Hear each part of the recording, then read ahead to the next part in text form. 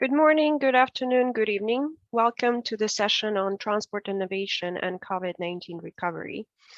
My name is Tatiana Samsonova. I'm a policy analyst at the International Transport Forum, and I'm honored to be moderating the last session of this year Pre-Summit Research Day. This is part of the ITF Pre-Summit Research Day direction in which we connect the work of researchers with the ITF program and also with the policy discussion that will be held during ITF Summit that starts next week. In this session, we will hear from 3 speakers.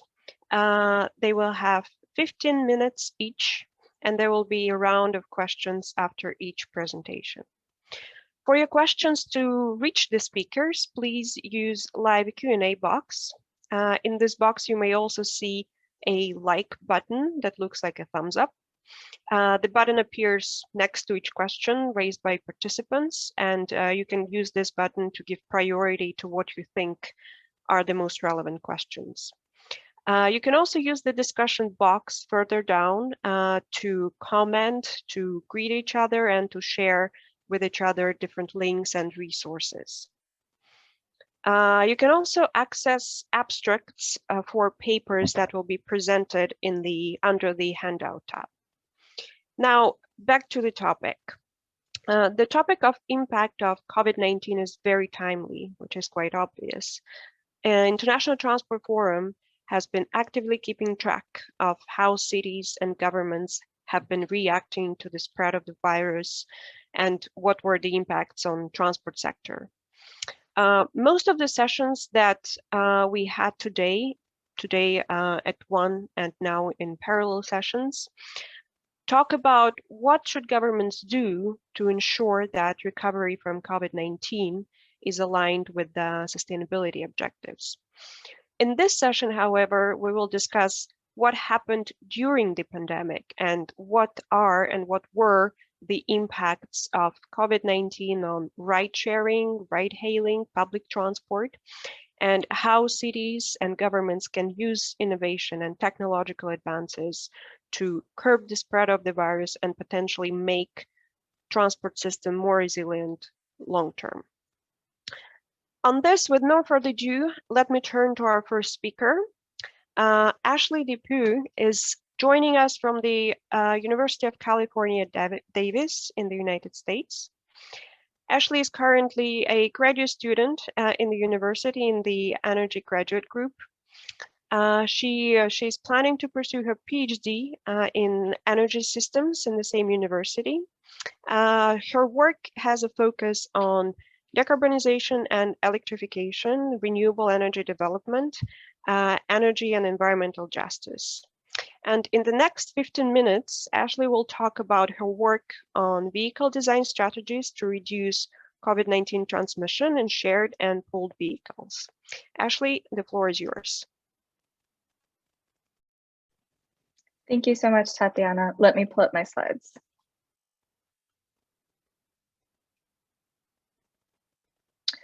All right, hello everyone. My name is Ashley DePew and I'm a graduate research fellow at University of California, Davis in the United States.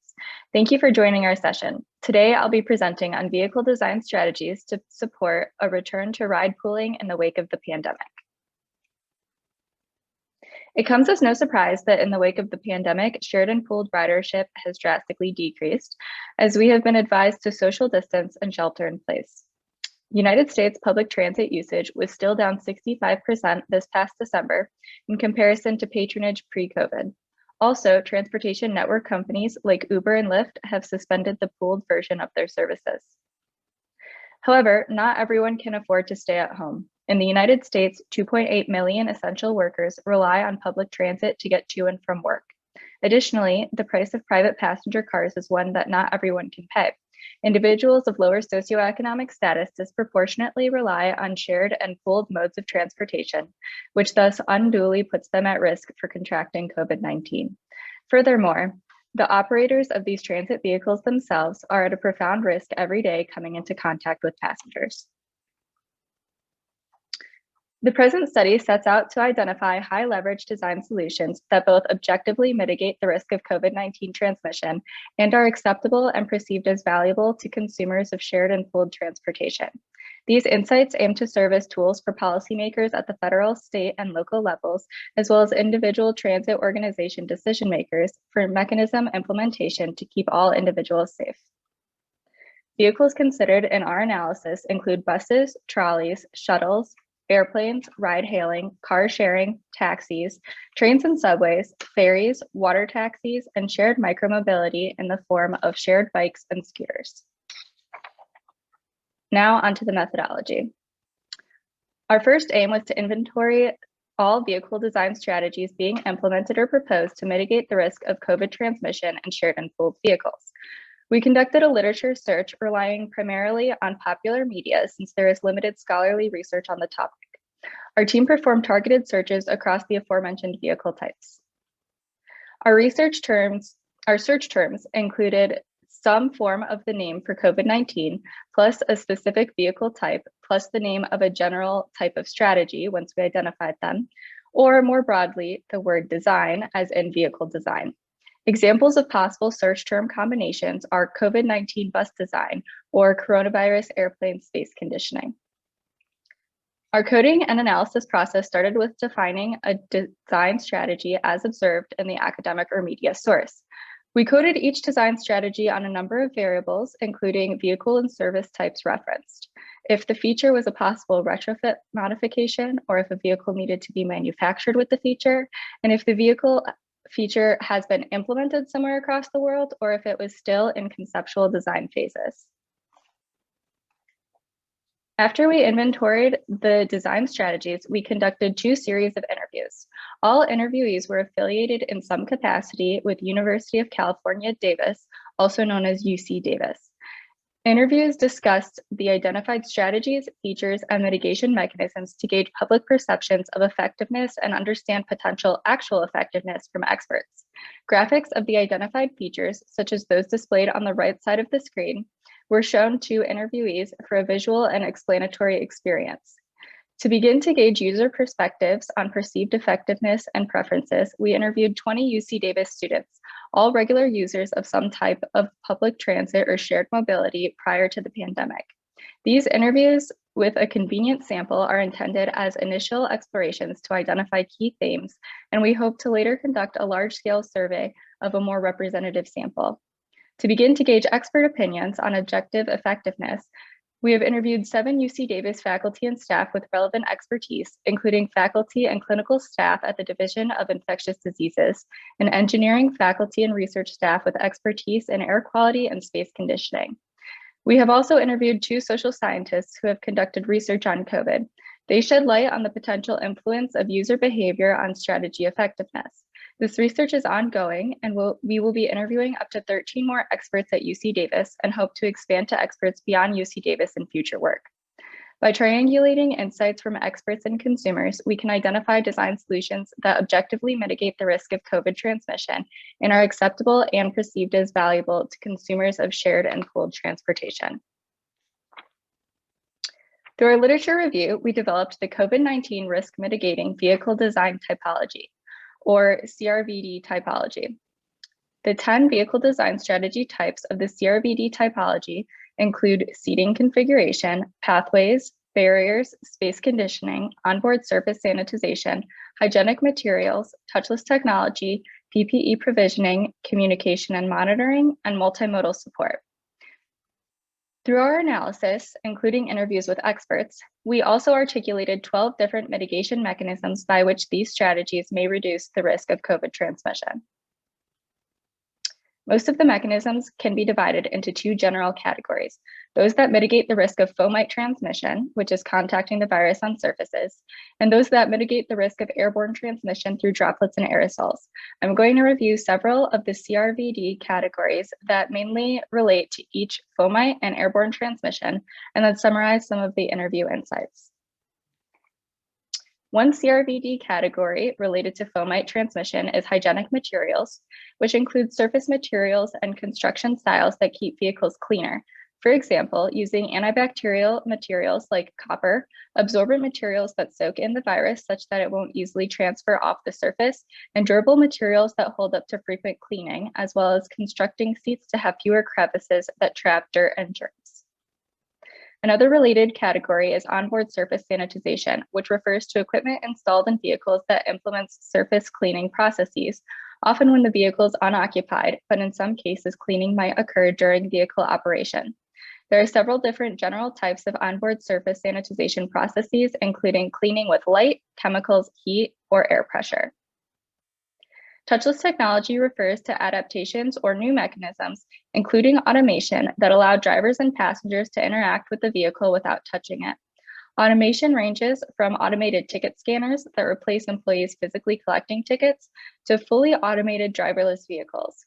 Also included are personal props provided by service operators, like a mount for your phone instead of a shared tablet, and a handhold strap that you can keep and bring with you wherever you ride. Most students and expert interviewees felt that these strategies would be valuable to mitigate the risk of COVID spread, but only to a limited degree, and thus should not be high priority in terms of resource allocation. Both experts and students mentioned that transmission from surfaces, which is fomite transmission, is not the main mode of COVID spread.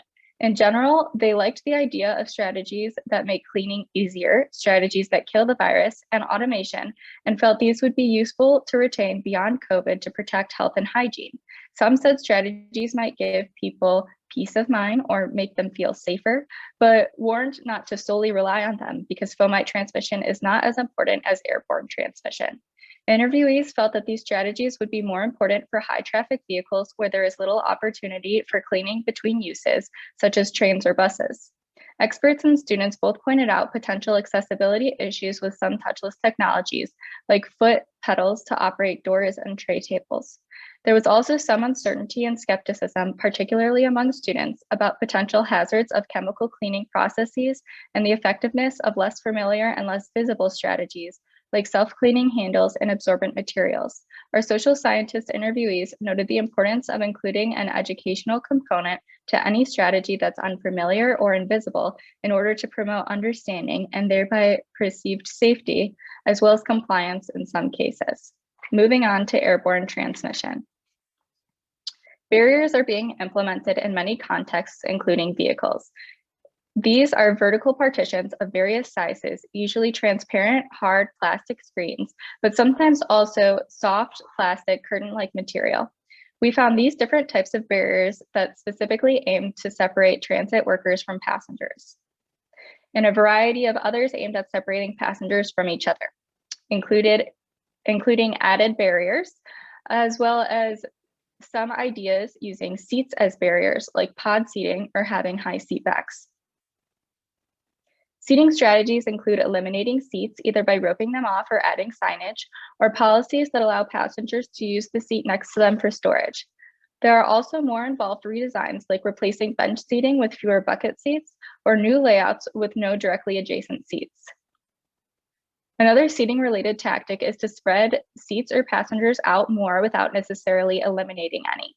For example, new car layouts eliminate the traditional trunk space to make more room for each passenger, double-decker seating, and offsetting seats within a row so you're not quite as close to someone next to you.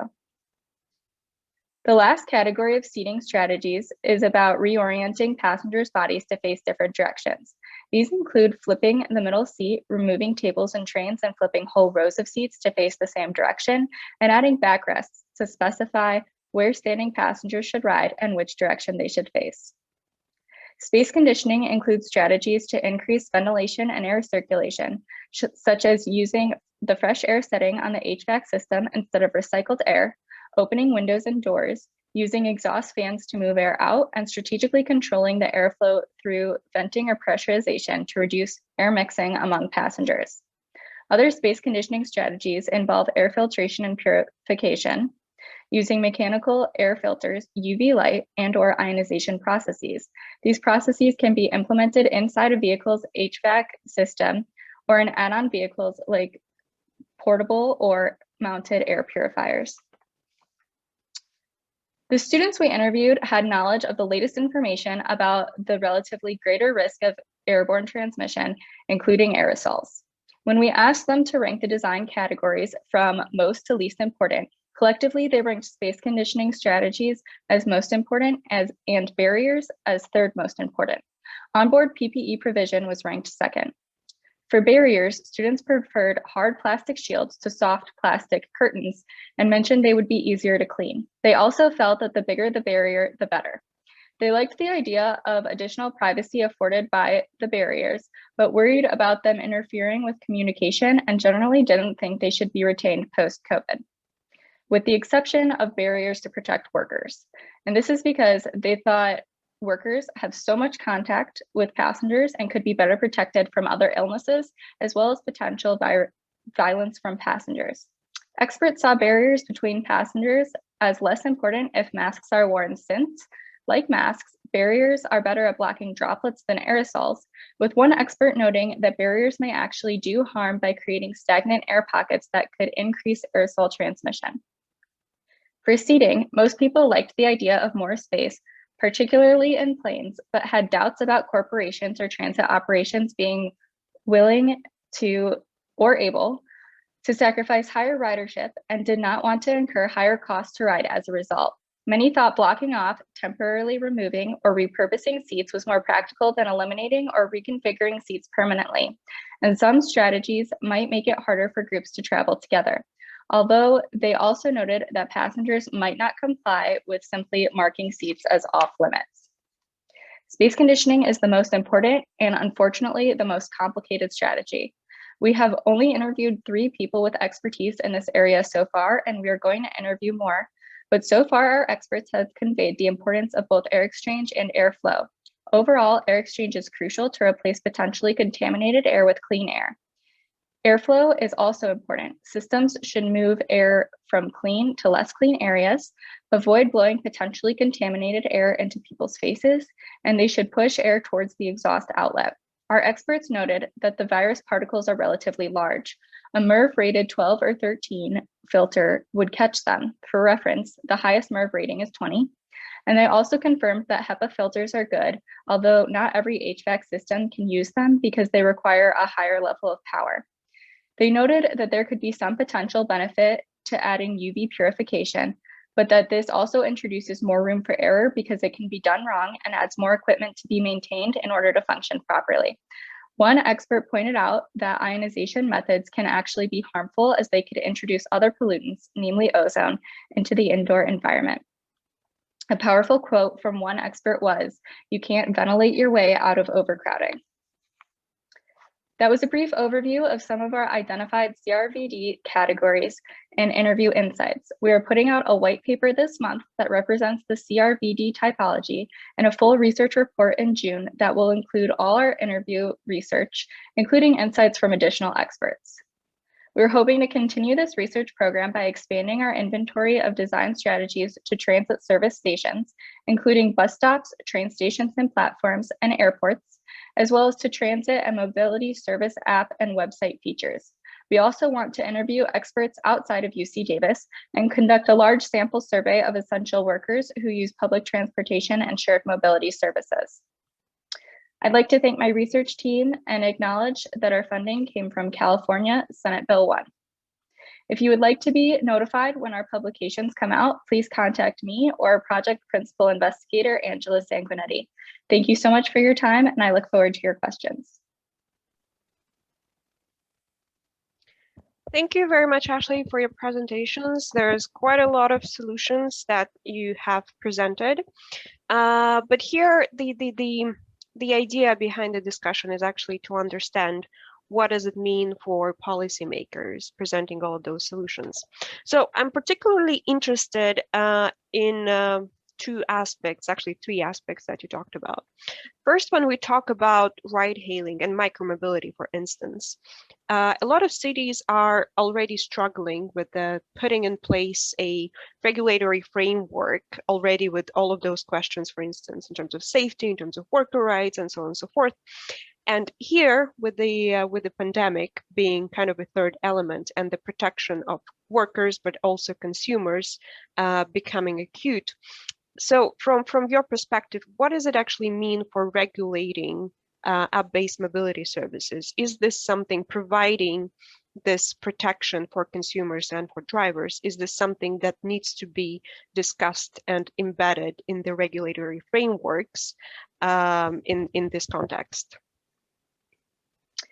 Thanks for that question. I definitely think it is something that needs to be regulated on the safety side, particularly for drivers of ride-hailing services, considering that typically in a ride-hailing service, you're in a smaller enclosed vehicle, and that driver is exposed to many different passengers throughout the time that they are working.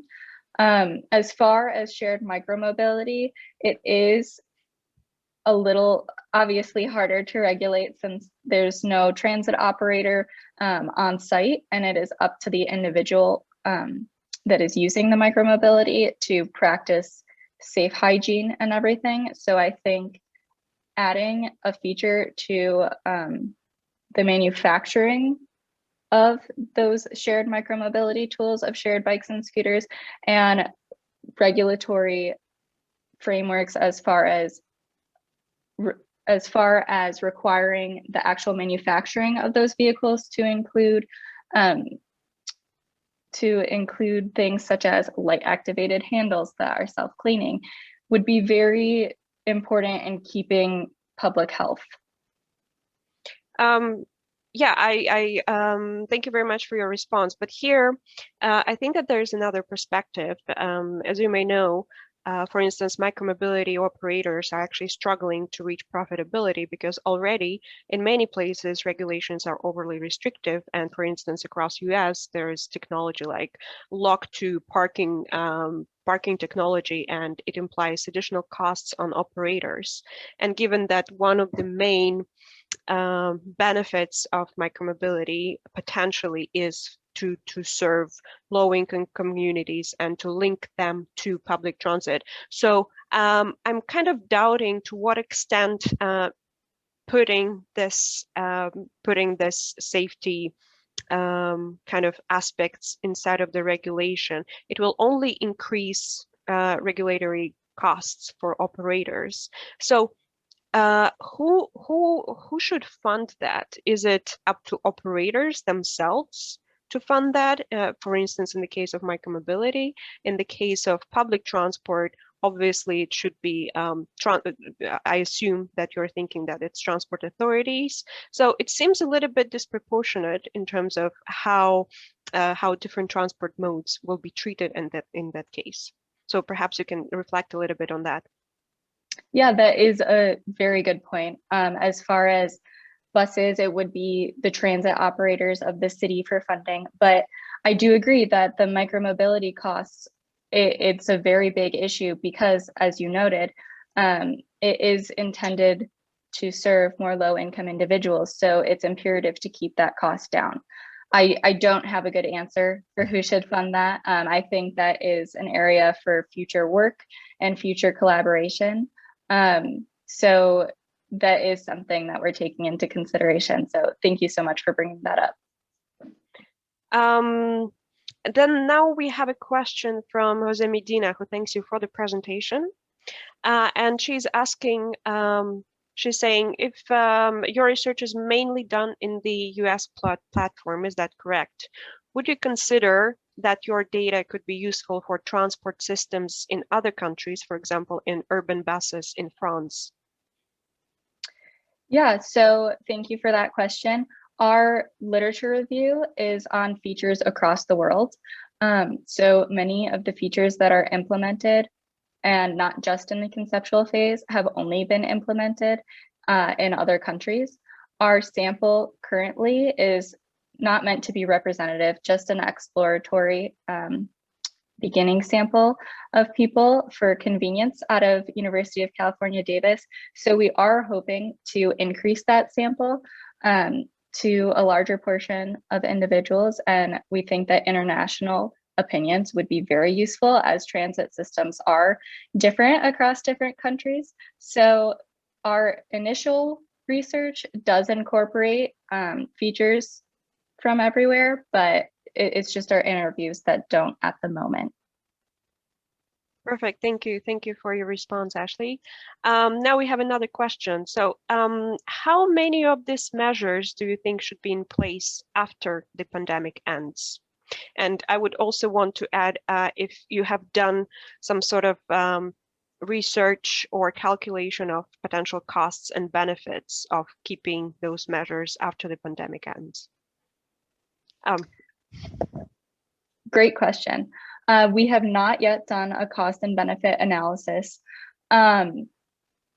With the interviewees, we have seen a range of what people want to see after COVID.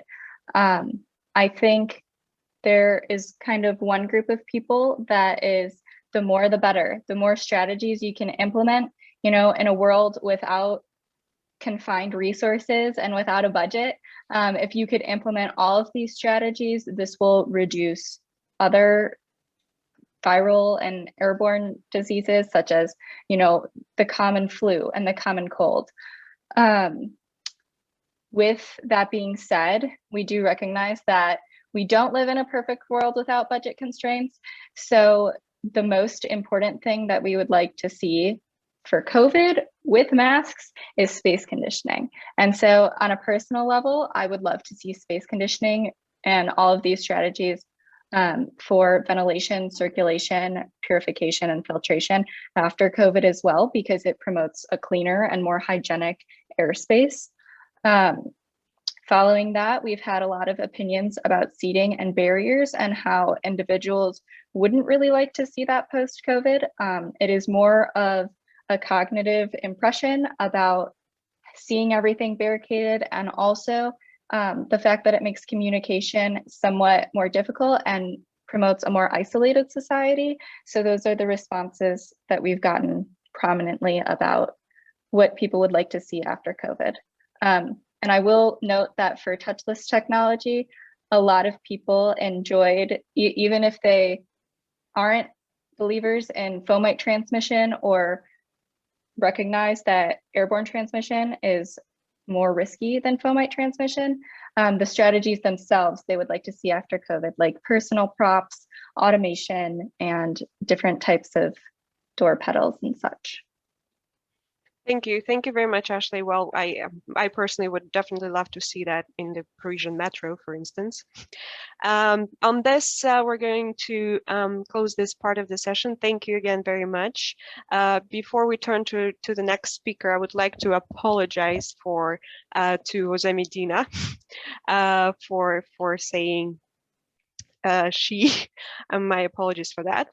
But now we're turning to our second speaker, who is joining us from the Netherlands. Andres is a master and a PhD graduate in transport engineering at the University of Chile, and now he holds a postdoc at TU Delft, analyzing ride pooling systems, something that we already talked about a little bit today. He studies working conditions of drivers that work for app-based mobility services. On the other side, he also works with mathematical tools and algorithms. And today, Anders is going to talk about working conditions of workers on public transport, ride-hailing, and delivery vans during the pandemic in Santiago, Chile, and how this compare and how COVID reveals that these are actually very big issues. Andres is going to co-present it with Felipe, I believe. Andres, Felipe, the floor is yours. Thank you. I will share my slides and Felipe will begin, and then do you see the first slide? Thank you, Andres. Thank you everyone for this conference, for attending this conference. We are presenting some results of our research titled Driving in the Middle of a Pandemic, Public Transport, Ride-Hailing, and Delivery Drivers During COVID-19 in Santiago, Chile. We're a group of Chilean researchers, mostly from the engineering side and social sciences. Please, next slide. I think that there are two relevant and current issues that dialogue very well with the previous presentation. That is the strong restrictions that COVID had over mobility, over urban mobility, and that have increased the demand for delivery services and other urban transport services. And the other relevant issue is that the transportation apps has also become relevant for users, but, and this is the main focus of our work, are also important for new non-standard forms of employment for many people during the pandemic. In this research, we will focus on two items. We investigate how the pandemic had affected the working conditions of drivers. And as a second objective, we cover we did a comparison between standard and non-standard jobs and the mobility of people and mobility of goods. This was covered by an online survey that was applied to 3 sectors of transport workers: public transport, ride-hailing, and delivery drivers. Well, we have here a picture of the Hamburgers Day nearly a year ago in Santiago during the first strict lockdown, that shows the relevance of study this kind of works because of the potential spread of pandemic even in strict lockdown in our cities. Well, as context, Santiago is the capital city of Chile with nearly 5 million inhabitants. And during the period of our survey, during May and August of the last year, we had a strict lockdown situation with 4,000 daily cases of COVID and 100 deaths due to COVID in this period. In the sector of public transport, we have 20,000 drivers in 6 private agencies, and the apps, the delivery and ride-hailing apps, have more than 100,000 drivers. Regarding the ride-hailing companies, the ride-hailing companies started in 2012 and have become very popular in the recent years. But it's important to point out that these companies have no regulation, not specific regulations of their workers. I mean, labor regulation, and that situation has increased conflicts between companies and drivers during the past years. On the other side, the delivery companies started in 2013. They are also not regulated, but they were established as an essential service during lockdown, so the delivery drivers could circulate over through the city. And this has started some judicial processes between riders and companies in order to recognize the labor rights of these workers. In terms of the survey that we implemented, it was an online, self-derived and self-administered survey. We had 320 respondents, mostly men, and I can point out some general socio-demographic aspects of the survey, mainly Chilean, concentrated between 30 and 50 years of age, and with mainly tertiary educational level of studies. During the pandemic, we had the survey divided in 3 groups of similar size. And as you could see in this figure, we had a stable public transport sectors and during the pandemic, a same size of ride-hailing and delivery sector. But as you could note, the delivery sector was the sector that had a more increase of workers during the pandemic. Now I'll let you with Andres. Thank you, Felipe. So now we begin with the results of the survey. Felipe was already explaining the first result, which is that many people have switched jobs in the apps sectors, not in public transport, which has regular contracts. So the being standard or non-standard is actually quite important for already in this figure.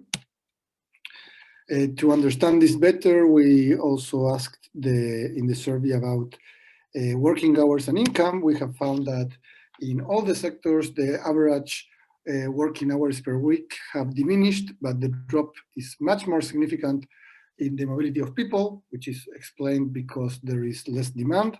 The delivery sector also has a mild drop, probably because there are many more drivers now, many more riders. And regarding the income, hourly income, it has increased for public transport, which is probably explained because as there are fewer people working, there are more people working in extra hours, which is a common practice in public transport in Santiago. And more important, it has been reduced for app-based drivers, not only in ride-hailing, which has less demand, but also in delivery.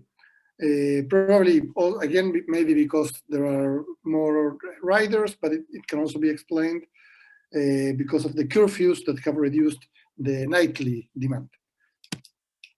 These findings are actually more important when we study what has happened with second jobs. With second job, we mean jobs other than transport.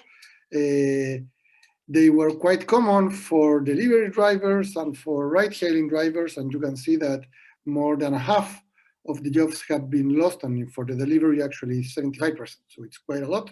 So basically, in the wake of the pandemic, these driving jobs have become the single source of income for many households, so whatever happens there is actually quite urgent for those families. We also investigated the implementation of sanitary measures and which risky situations have been faced. We find that general measures have been applied by the majority of the drivers.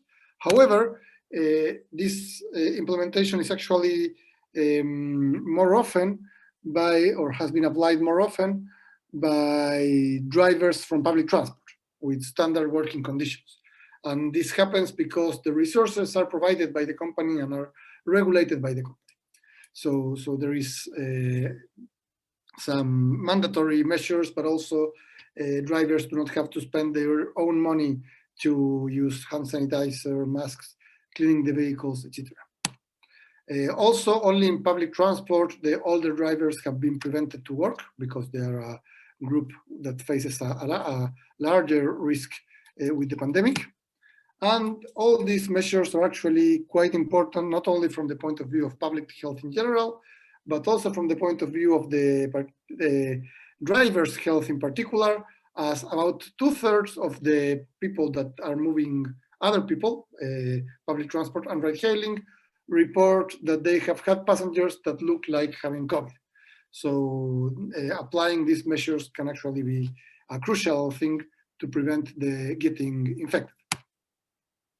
We also asked the drivers to evaluate from 1 to 5 some concerns relating economics and health. I'm not going to explain all the details here, but the most important result is that in every question and in every group, more than 60% of the drivers put maximum concern, 5 in the scale from 1 to 5. And in many questions, that was larger than 80 or 90%.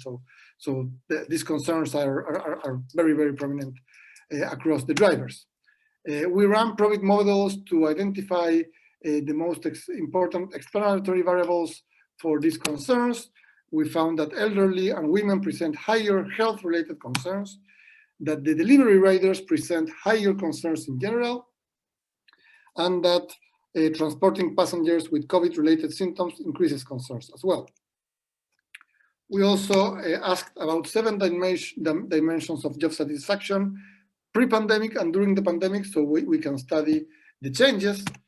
All dimensions are worse during the pandemic, except for having enough free time because drivers are working less now. The most relevant breakdowns occur in enjoy working, job concerns during the free time, and stress due to work. These 3 dimensions mainly show that the experience of driving itself has become much more stressful, much more unpleasant than what it was before the pandemic, and wage in relation to needs, because they are working less and with a lower hourly wage. So, of course, the income is smaller. The profit models revealed that the delivery group present the largest changes. So for them, the job satisfaction has decreased the most. And in public transport is the opposite situation. So again, standard versus not standard conditions is playing a relevant role here.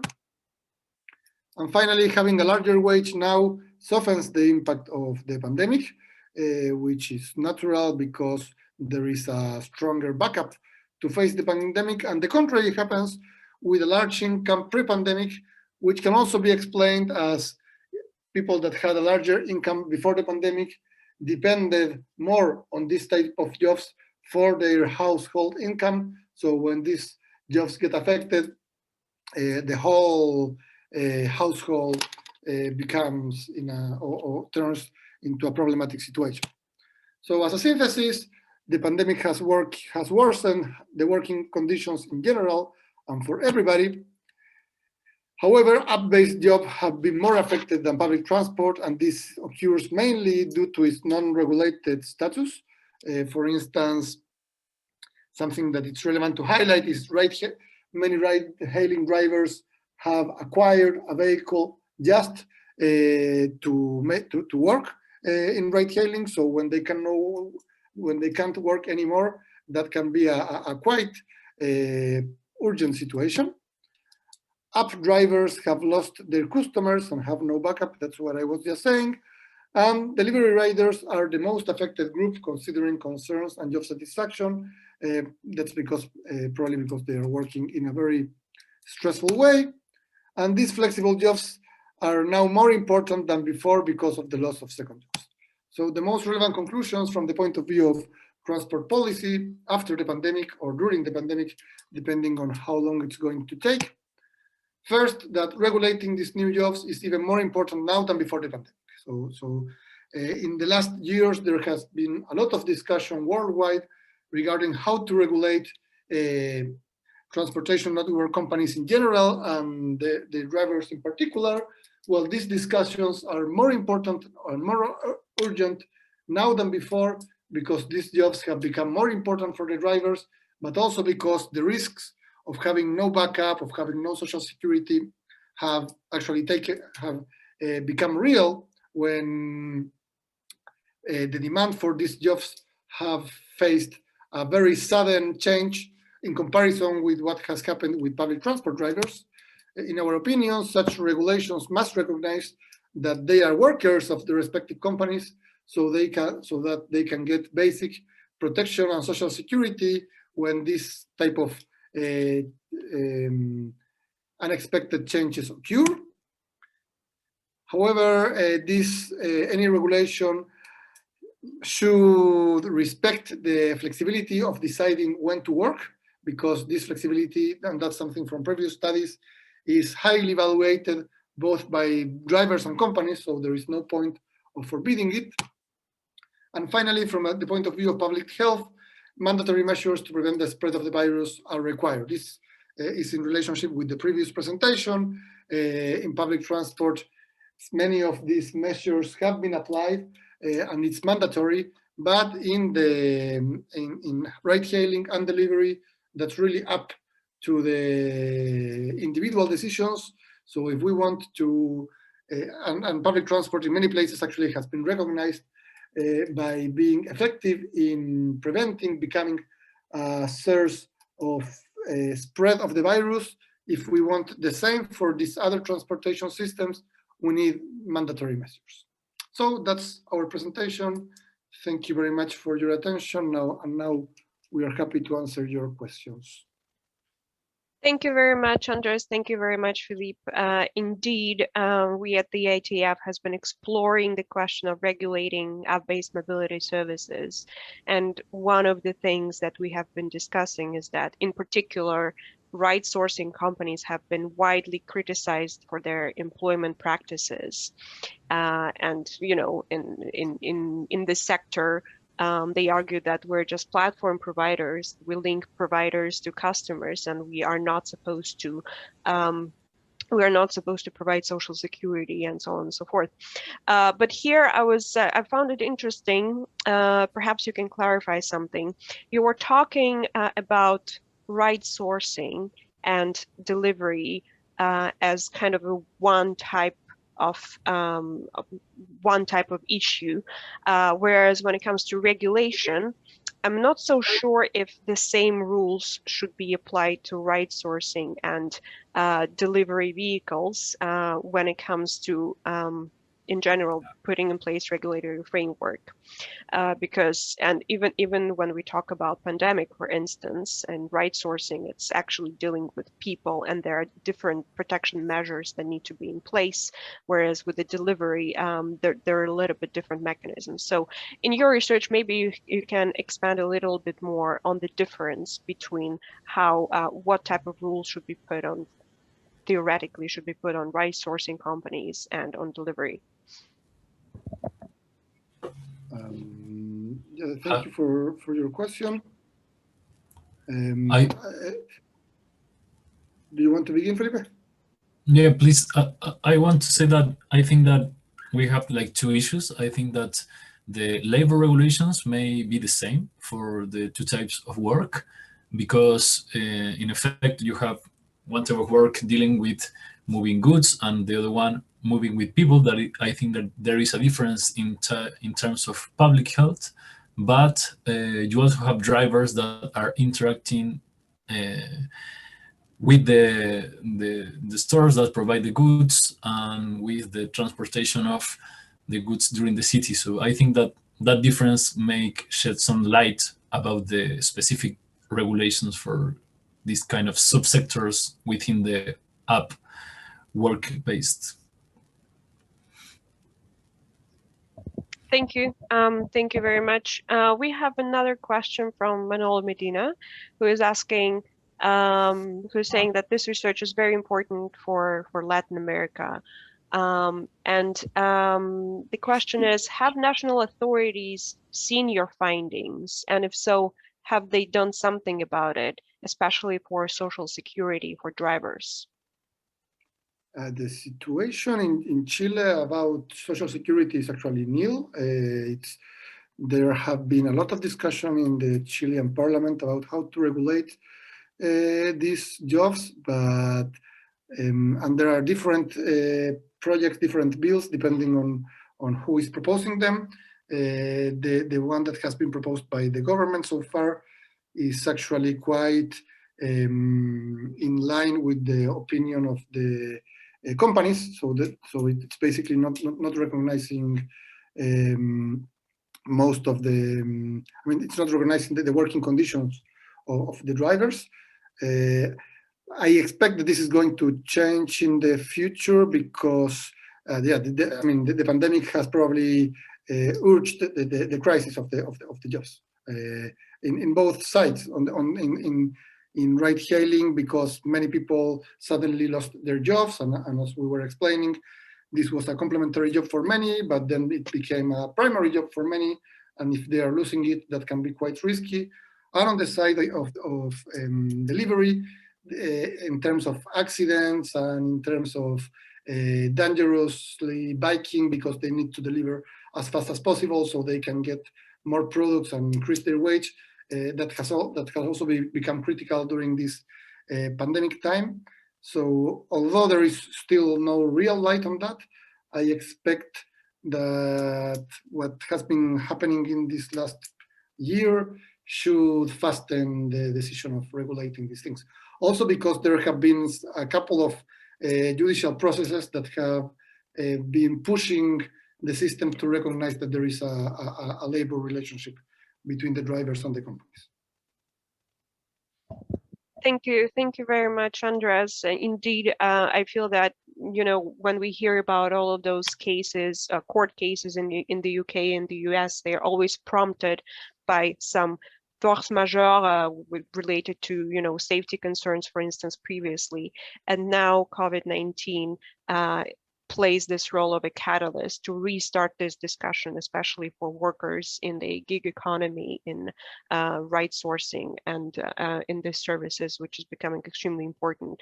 And I feel that it's not only the case for Chile, it's in many Latin American countries who discuss this question with the ministries, and it's still there, but hopefully this is something that is now on the agenda. of the ministries, and this is something that is discussed. Thank you very much for your presentation. Thank you very much for the discussion. It's been very interesting. And just in the sake of time, we are going to move to our third speaker. Our third speaker, Simon Stebbins, who is joining us from University College London, and my apologies. And he'll be talking about contact tracing in transit networks. Simon is a research fellow in the University College London, and he is a member of Mobility as a Service Lab, MAS Lab. Simon completed his PhD at the University of Queensland, and his research focuses on development of transport planning and simulation software, connected and automated vehicles, and machine learning. So Simon, the floor is yours. Looking forward to your presentation. Thanks very much for the introduction, and thank you everyone for attending. Let me share my screen.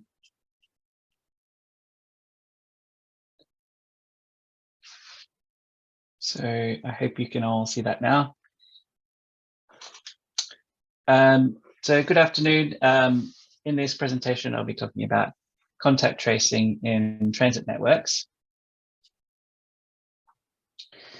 So unless you've been living under a rock for the past year, you probably heard the term contact tracing, but what exactly is contact tracing? It was first proposed more than 80 years ago for the control of syphilis.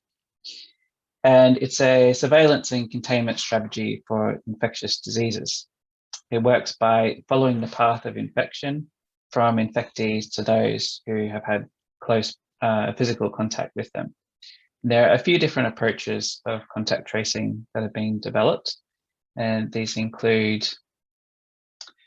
first order, iterative, and retrospective contact tracing. So first order is simply tracking the contacts of an infected person, or more accurately, someone who tests positive for the contagion, whether they're symptomatic or not. And the idea is that these contacts will self-isolate to avoid infecting others in case they happen to be infected themselves. Whereas in iterative tracing, the contacts of an infected person are also tested, and then the process repeats for the contacts and so on. And this is attempting to disrupt the chain of transmission. And finally, retrospective contact tracing adds another step to the process by also trying to track down past contacts of an infected person. So the point of this is that it's working backwards from an infected person to the source of the infection. And ideally, this can be traced all the way back to patient 0 in the most optimistic case. So previously, contact tracing has been applied to diseases with low prevalence. That is, diseases that have a limited number of people who have been infected in the community. But of course, since 2020, it's been attempted on a massive scale for COVID-19. So for example, previously, it was used for diseases like tuberculosis, HIV, Ebola. And it's generally thought that traditional contact tracing alone can't contain the spread of even a minimally contagious disease. And I'm not sure if you're very aware of what goes on in the UK, but in the UK, when COVID-19 first reached the UK, there were certainly attempts to do contact tracing, but they, to some extent, seemed to give up on it until the World Health Organization was encouraging countries to test as much as possible. So novel approaches have had to be developed to deal with this pandemic, and that has included adapting contact tracing. And one way that we've seen contact tracing develop is with the development of contact tracing apps that employ Bluetooth technology in mobile devices to track other nearby devices. So throughout the day, whenever another device that has Bluetooth comes in contact, it's recorded. And then if later on, say a few days after that, the owner of one of these devices tests positive, then all of the other devices that they've been in contact with are notified that they're at risk and they may need to self-isolate. So in the UK, a close contact is defined as someone who has been within 2 meters for 15 minutes. And this is something of a problem for Bluetooth technology, because although theoretically it's possible to determine distance with Bluetooth devices, it's not very not very reliable at all. And Bluetooth was never really designed for that purpose, to measure distances between devices. And in any case, although there was a lot of hype in the media about contact tracing apps, the reality is the uptake would need to be something like 90% to control the spread of the virus alone with contact tracing apps. So the point really is not to try to control the spread of the virus with contact tracing apps, but to use it as a tool to help in assessing individuals' personal risk.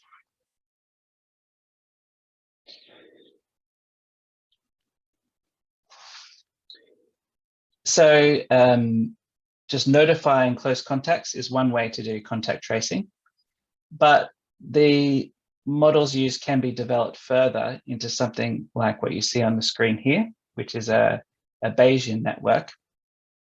And the idea of this network is that all of the colored ovals are directly observable. So they include things like symptoms and background risk factors, whether a person has had contact with other people who are expressing symptoms. And so if I go to the next slide, you can see an example of this Bayesian network being put into practice. So in this case, there is a set of background risk factors, but they're just not known for this particular patient, or the data wasn't entered for whatever reason. And instead, just some of the symptoms were included. So this particular person had a high temperature, was experiencing fatigue, had low oxygen concentration, shortness of breath, and muscle pain. So according to this model, they have a 76% chance of having COVID-19 based on those symptoms alone. So you might think, what does this have to do with transportation? Well, it turns out that some of the models that are used in public transport models are actually similar in some ways, because it's a similar situation where you don't have all the information, and therefore you need to develop a probabilistic model for how users, the behavior of users. So for example, this is a tube map of London. And if I wanted to go from West London, say around White City, to the center of London and Liverpool Street, there are actually basically two routes that can be chosen. You can either catch the Central Line or the Hammersmith and City Line. The Central Line is kind of older and noisier, but it takes less time. Hammersmith and City Line, I actually prefer to take that one, even though it takes a bit longer. And the point is that even though you might know a passenger's origin and destination, which you can find out from automatic fare collection data, for example, that when a user taps in and taps out, it doesn't mean that you know the route that the user has taken. So in this case, there are two possible routes. In some cases, there could be more routes than that. For example, maybe I can catch a bus to get there instead.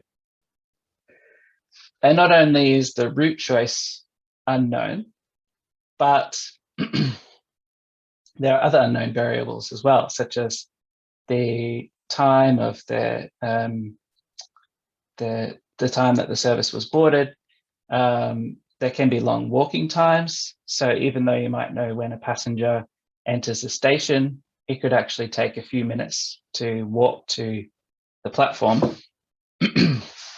This doesn't happen so much today, but previously, if the platform was very busy, you might not be able to get onto the first train as well, which is the third point there, left behind passengers, passengers who have to wait for the second or even the third train to get on board. So this is an example taken from the literature of a probabilistic model for a few different parameters, including route choice, as well as the number of trains that passengers need to wait for. I won't go too much into the details of it, but here's a figure from the same paper, and I believe the study was conducted in Shenzhen, China, which is a very busy network. And you can see in this figure, the vertical lines are the different train lines in the network, and then the colored rectangles are that's the probability that a passenger will have to wait for that number of trains. So in peak hour on certain lines, there's a small probability that some passengers would need to wait for 5 trains before they can actually get on board.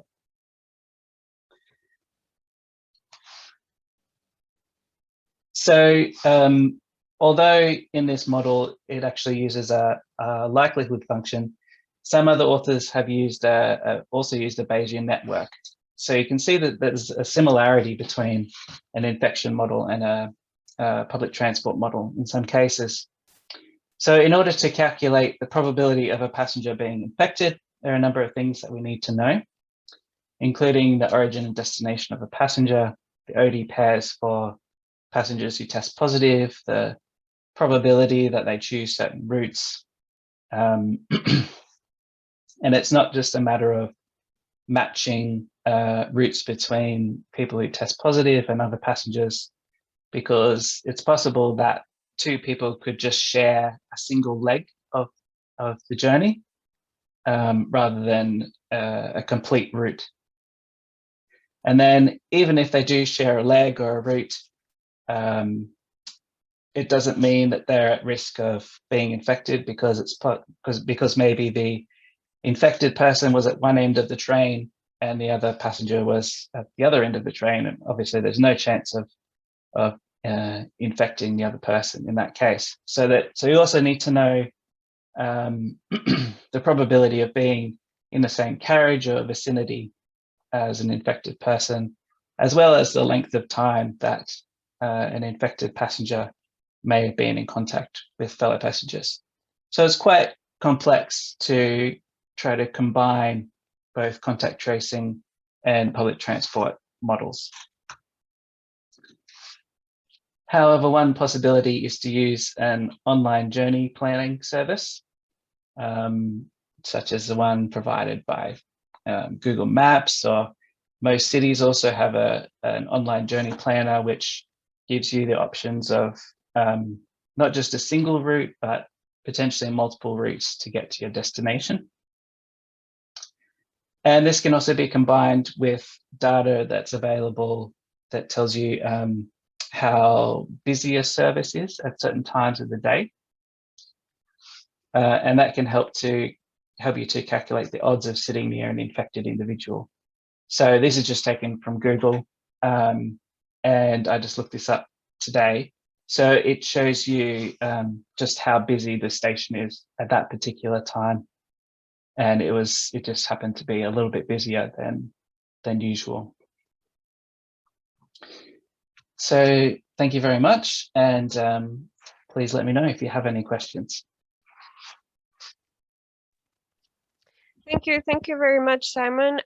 Just coming back to your last slide on business, I assume that we're talking here about crowding at different hours. Just a question. We all know that throughout the pandemic, and now still, for instance, what we can see in Paris, those kind of graphs do not really apply so much, especially because in many cities now we have curfew. So how do you account for that? Do you mean because the historical data is not necessarily relevant anymore? Well, yeah, basically yes. And I'm not familiar with the with how Google actually calculates the business, if it's the business of the line, if it's an online up-to-date information, or it's an average trend sort of information. Yeah. Well, my understanding is that the blue bars here are the average, I think, and the pink bar is the current busyness. So, I mean, I don't think that Google publishes this information, but I think that they get that information from the number of people who are, using a Google service in that vicinity. So that data might not be available to everybody, but if you have access to tap in and tap out information, that would be another way to determine just how busy the lines are. Coming back to the access to information, something that is mentioned in your abstract, that one of the key challenges here is obviously the question of privacy and data sharing. So perhaps you can elaborate a little bit on that, and what's in your paper, what is the perspective on that, and how this should be dealt with? Mm-hmm. Yeah, I mean, there are a few different ways to deal with privacy concerns. I think at the very least, you would want to anonymize the data. So you might know that someone traveled from one location to another. But if you can separate any identifying information from that trip, then I think that helps to alleviate privacy concerns. There are some other techniques that can be applied. For example, I saw a paper where there was routing information made available publicly, but instead of the routes going from the origin to the destination, there was sort of a fuzzy region around the origin, and so this was actually vehicle transportation data. So the vehicle actually didn't start at the exact origin or the accurate origin. It started in the vicinity, but not at the exact location. But then for the actual use of combination of contact tracing and data on the movement within transit networks, it's a little bit hard to imagine how those two in real world, how those two can be combined, because they're different data aggregators or authorities to whom this data go, for instance, from contact tracing apps and those and the data on how people move. So how do you think in real world this could be dealt with?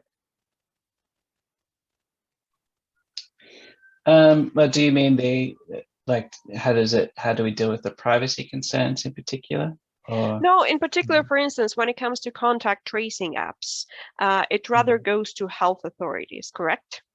In many instances, whereas when it comes to data on movement, on public transport in particular, it's transport authorities, I would assume in London, it's Transport for London who actually uses this data. So the use of both will require improved coordination between the two. And for me, it's personally hard to imagine that on such a short notice that could actually happen. So there must be some sort of incentive for transit operators to use contact tracing data and for health authorities to use data on movement in transport. So from your perspective, how should this discussion go? I think that could be difficult to coordinate, and it's not something that that I have done, I admit. But I suppose, I mean, I think it would depend on the region. depend on, in some cases, the transport authority might actually be some kind of private company, which I think would make it more difficult. But if you're dealing with two different government entities, then hopefully negotiations could be a little smoother. And now I'm also wondering, in your presentation, you were talking only about public transport. To what extent, theoretically, this could be applied to tracing contact through different transport modes, for instance, for people who jump from the bus on the metro and then jump on another bus, or use different modes for their journey? Mm-hmm. I think it would actually be probably easier on ride-hailing apps, for example, because you don't just know the origin and destination, but you know the exact route that people take. I think it depends how coordinated the data is. Like, if there's a sort of a central authority that collects records on all of these different services, like is the case for Transport for London, then obviously that's going to make it a bit easier. But if you have to deal with a few different authorities and coordinate the data between all of them, then that complicates it. Well, that is usually the case. Not every city has Transport for London to manage all of the transport network. I'm just wondering also, one of the things that you've been talking about is basically the assumption that everyone has access to Bluetooth and to contact tracing apps and is willing to use it. But in your research, have you found any solutions that could be applied for people who do not have access to mobile phones, those in the developing world? How is it possible, to what extent it is possible to actually trace the spread of the virus in those situations?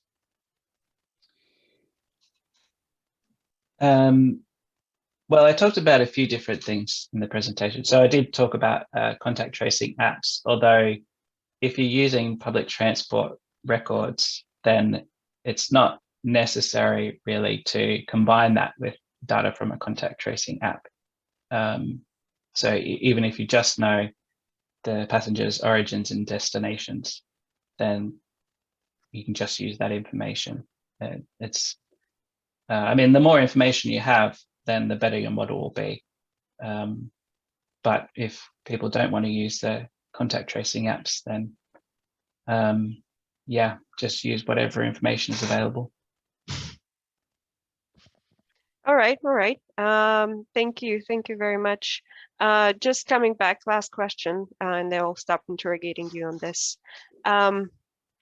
Once again, when it comes to even contact tracing app, I'm just wondering to what extent we do have it in France, for instance, but I know that many people are very reluctant to use it exactly because of privacy concerns. And even though before you launch the app, there is a huge announcement that, you know, your data will be anonymized, no one will actually know where you're going. How in the UK this is dealt with, and to what extent people are actually using the app?